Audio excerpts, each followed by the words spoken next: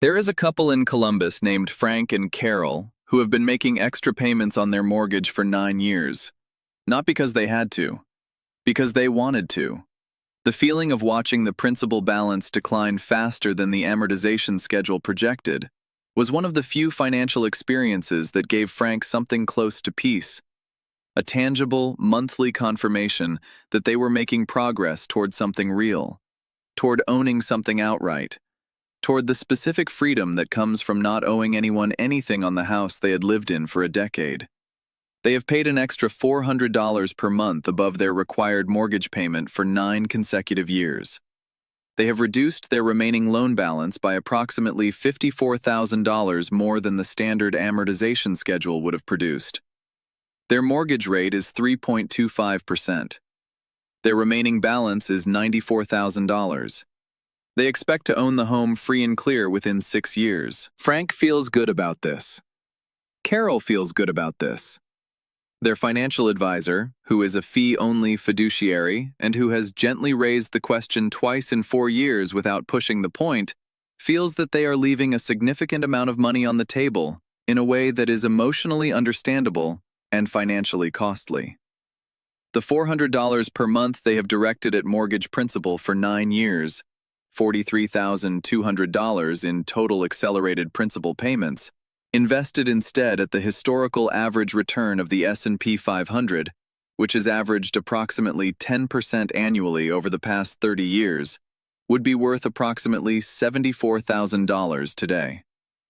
Their mortgage, meanwhile, carried a 3.25% interest rate that is, in the current inflation environment and relative to historical equity returns, one of the cheapest sources of leverage available to any American household.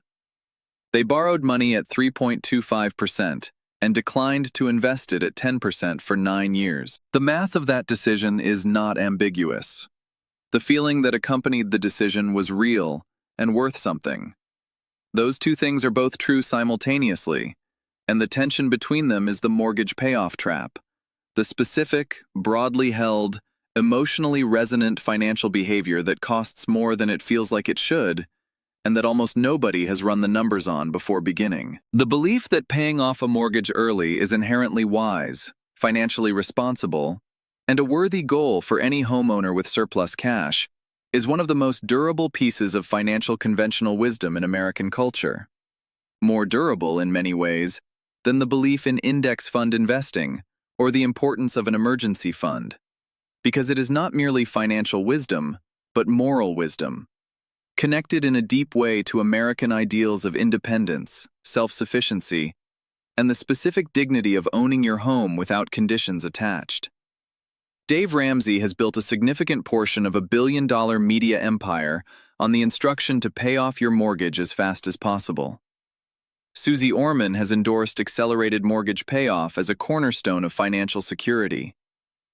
Parents of homeowners across the country offer this advice with the sincerity of people passing down genuine, hard-won wisdom. And the advice is not wrong in every circumstance. There are specific situations in which accelerating mortgage payoff is the financially optimal choice. But it is wrong in more circumstances than it is right, for a specific and calculable reason that the conventional wisdom does not engage with.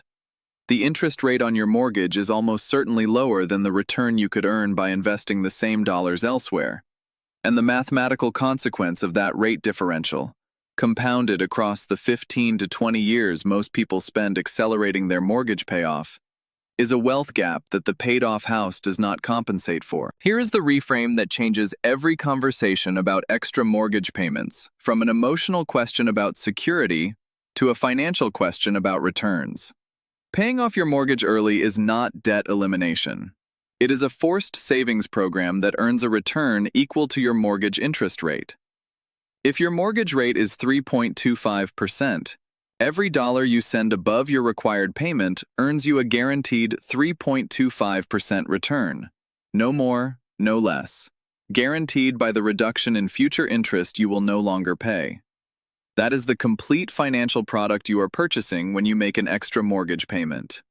A 3.25% guaranteed return. Now compare that to the available alternative, a low-cost, total stock market index fund that has returned an average of 10% annually over the past 30 years, 7% after adjusting for inflation, with no guarantee, but with a historical record long enough and broad enough that dismissing it requires dismissing the entire foundation of long-term equity investing. You are declining 10% to earn 3.25%.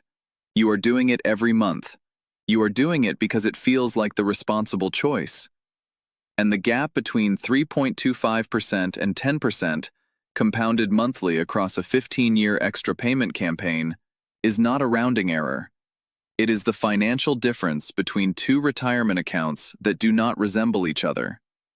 Let me show you exactly what that difference looks like in dollar terms, because the abstract rate comparison becomes considerably more concrete when you follow it through two specific households across 20 years. Take two neighbors, both 40 years old, both with identical $280,000 mortgages at 3.25% interest rate locked in when rates were historically low.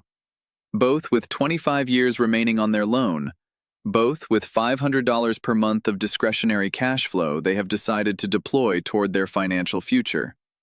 The only difference is where they send the $500. The first neighbor, a woman named Patricia, sends $500 per month in extra principal payments to her mortgage servicer. She is methodical about it. She tracks her principal balance each month. She expects to pay off her mortgage in approximately 14 years rather than 25. When the house is paid off, she plans to redirect the freed mortgage payment, $1,340 per month, into investments. The second neighbor, a man named David, sends $500 per month into a low-cost total stock market index fund in a taxable brokerage account. His mortgage payment continues on schedule. He will make his last mortgage payment in year 25, as originally contracted. At year 14, when Patricia makes her final mortgage payment, Patricia owns her home free and clear.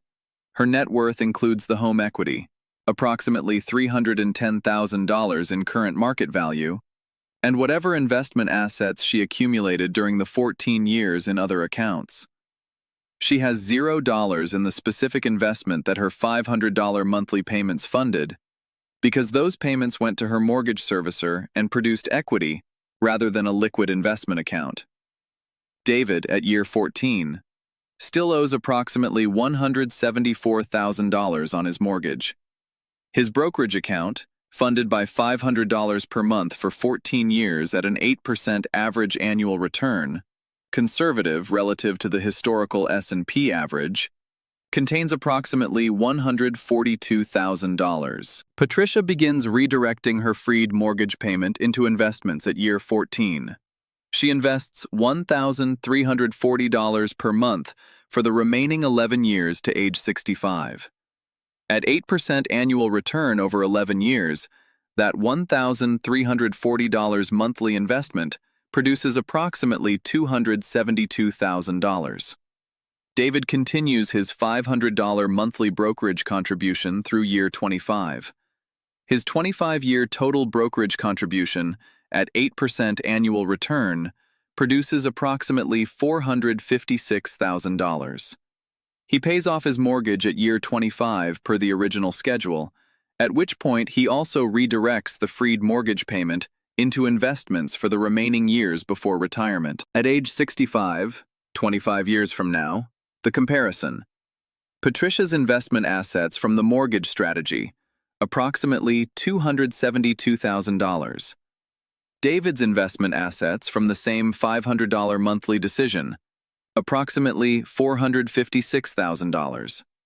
The difference in investment assets from the $500 monthly deployment decision alone is approximately $184,000 in David's favor. David's mortgage is paid off at 65, same as Patricia's effective position. His investment portfolio is $184,000 larger. The home equity position is identical. Both households own the same home in the same market. The only financial difference between them at retirement is the $184,000 gap in liquid investment assets that the mortgage interest rate arbitrage produced over 25 years of consistent application. The $184,000 gap deserves two qualifications that honest financial analysis requires. The first is taxes. The taxable brokerage account that David uses accrues capital gains that will be taxed when withdrawn, while Patricia's accelerated equity buildup is tax-advantaged up to the home sale exclusion limit of $500,000 for married filers. In a high capital gains environment, the after-tax comparison narrows. The second is risk.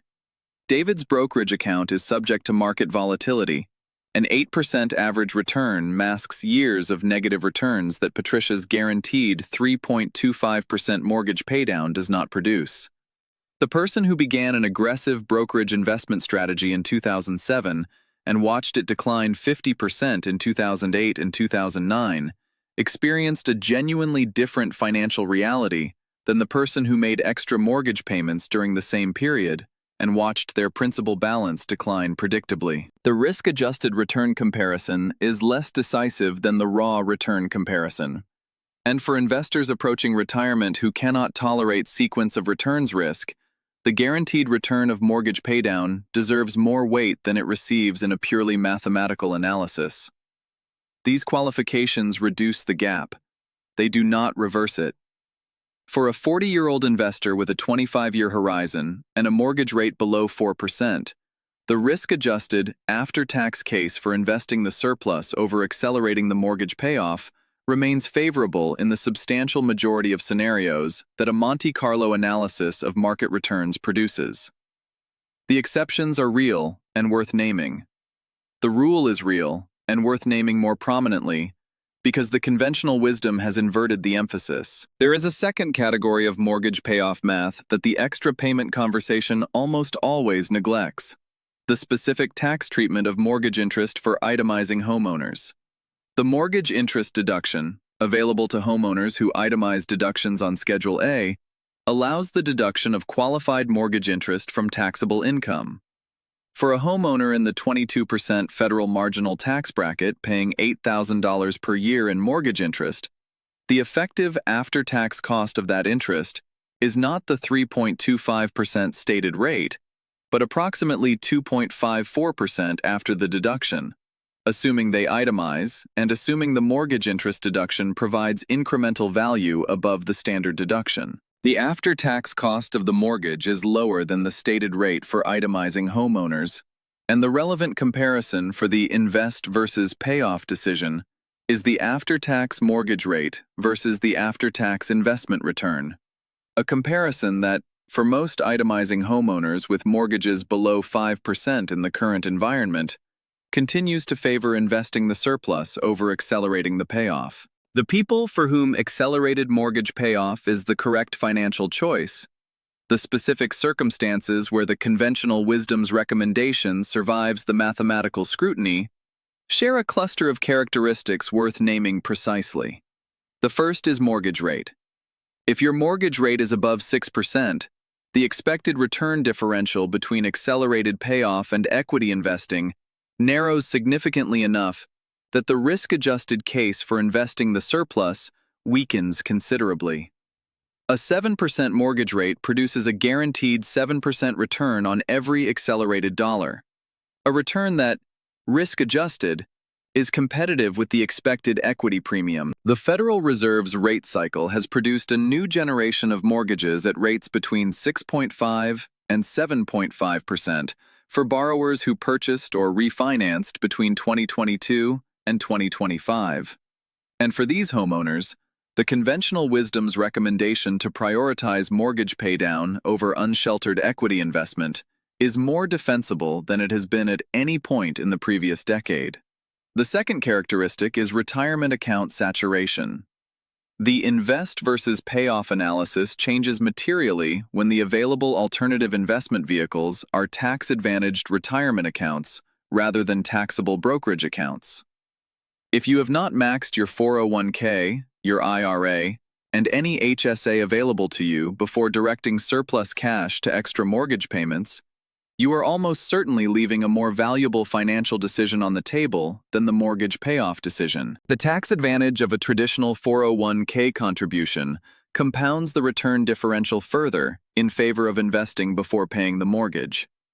The person who makes extra mortgage payments while carrying an unfunded 401k with an employer match available is declining a 50 to 100% guaranteed immediate return to earn a 3.25% guaranteed future return, an arithmetic error more severe than any in the invest versus payoff comparison. The third characteristic is psychological necessity. The financial analysis does not fully capture the value of debt-free homeownership for people whose financial anxiety is meaningfully and persistently reduced by the absence of mortgage obligations.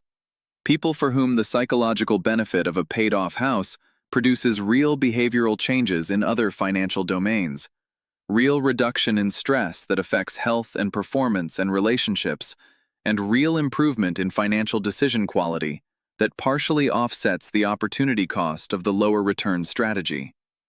If you genuinely sleep better, perform better, and make better financial decisions across your whole financial life because your house is paid off, the conventional wisdom may be correct for you in a way that the purely mathematical analysis does not capture. This is not an excuse for avoiding the math. It is an honest acknowledgement that the math does not capture everything that matters, and that the person who knows this about themselves and makes the accelerated payoff choice with full awareness of its financial cost is making a different decision than the person who makes the same choice without running the comparison. Do you think the near-universal cultural endorsement of paying off the mortgage early, the advice that appears in virtually every mainstream personal finance context without caveat or rate-dependent qualification, reflects the actual mathematical reality of the decision?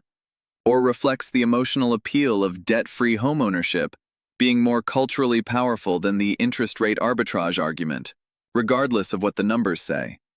Because I think the honest answer to that question determines whether you examine your own extra payment strategy with the rigor it deserves, or accept the conventional wisdom the way most people do, as inherited wisdom that does not require a calculator.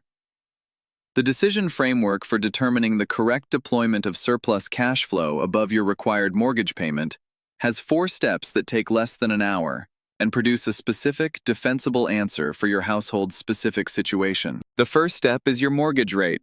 Pull your original loan documents or your most recent mortgage statement and confirm your current interest rate.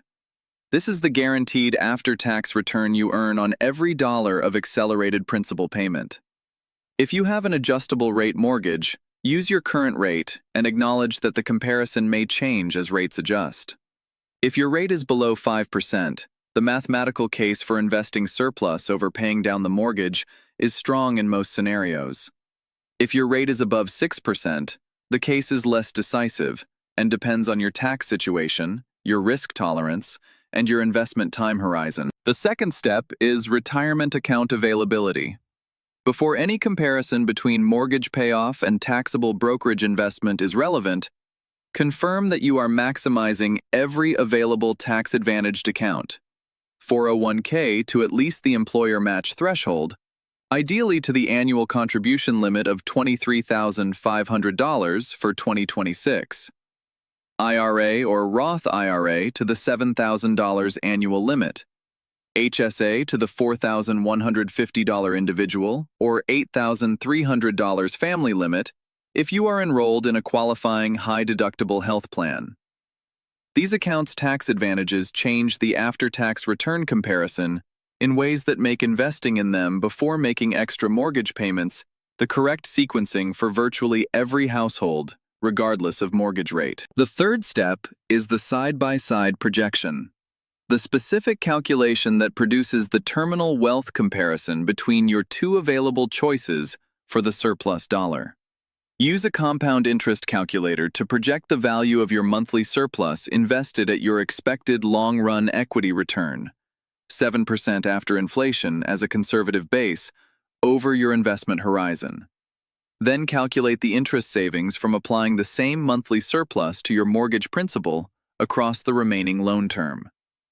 The difference between the 2 terminal values is the financial cost or benefit of the payoff versus invest choice for your specific situation.